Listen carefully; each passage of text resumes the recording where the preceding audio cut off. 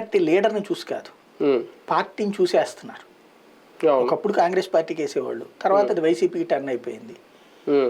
క్రిందటిసారి ఒక్కళ్ళు కూడా గెలవలేదు కదా తెలుగుదేశం తరఫున మైనార్టీ. ఈ దఫా గెలిచేస్తారా? కాబట్టి అది మైనార్టీల ఓట్ల కోసం నమ్ముకోవడం కంటే ఈ తటస్థులైనటువంటి హిందూ ఓట్లు మనకు వస్తాయి అన్నటువంటి ఉద్దేశంతోనే బీజేపీతో పొత్తు పెట్టుకుంది.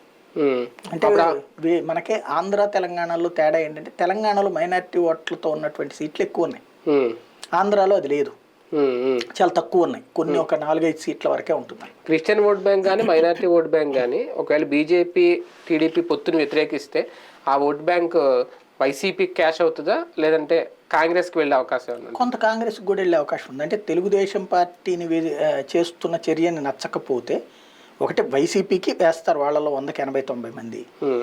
లేదు అనుకున్నటువంటి వాళ్ళు, కాదు జగన్ మీద కోపం వచ్చినటువంటి వాళ్ళు తెలుగుదేశం పార్టీకి కొంత తగ్గి కాంగ్రెస్కి వెళ్ళొచ్చు. అవి అంటే ఆ ఓటు బ్యాంక్ విషయంలో అయితే చిల్లు పడ్డం ఖాయమేనా? నేను అనేది అనేటువంటిది చెప్పలేం.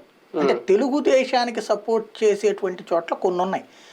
అంటే అవతల రెడ్లు ఉంటే వీళ్ళు ముస్లింలు ఒక టీం అవడం, అట్లాంటి చోట్ల తెలుగుదేశం ఓట్ బ్యాంక్ ఏం పోదు.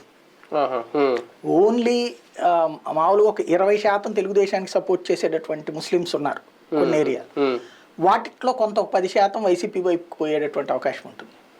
అదే కానీ తెలిసి ఇప్పుడు జలీల్ ఖాన్ లాంటి వాళ్ళకి సీట్ ఇచ్చిన, అంటే ఆయన కూడా అడుగుతున్నారు కదా, మొన్న ఆయన కూడా అడిగారు, బయటకు వచ్చారు, ఇచ్చిన ఉపయోగం ఏమి? ఎవరు కూడా కదా, అదే బేసిక్ గా అది ఆల్రెడీ జనసేన అడుగుతోంది, భారతీయ జనతా పార్టీ అడుగుతుంది రేపు పొద్దున, ఎందుకంటే గతంలో పోటీ చేసింది కదా బీజేపీ కూడా, అక్కడ అట్లా ఉంటుంది.